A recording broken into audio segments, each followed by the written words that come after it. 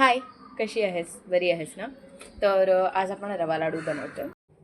लाडूसाठी special रवा येतो. अतिशय बारीक 0 नंबर रवा असतो.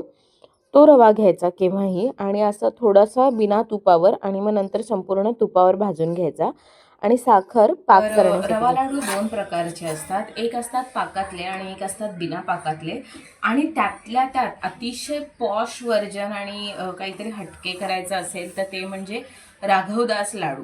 अर्थात हे लाडू माझी आई बनवते आणि मला ते अतिशय आवडतात. राघवदास लाडूमध्ये जे आहे ते ओलं खोबरं, भरपूर सारे ड्रायफ्रुट्स आणि रवा, बेसला रवा असतो. पण जनरली जेव्हा तुम्हाला बाहेर पाठवायचे असतात किंवा मग तुम्हाला टिकाऊ लाडू बनवायचे असतात, तेव्हा एकतर पाकातले लाडू आणि तो पाकसुद्धा पाण्यातला असला पाहिजे, ना की दुधातला.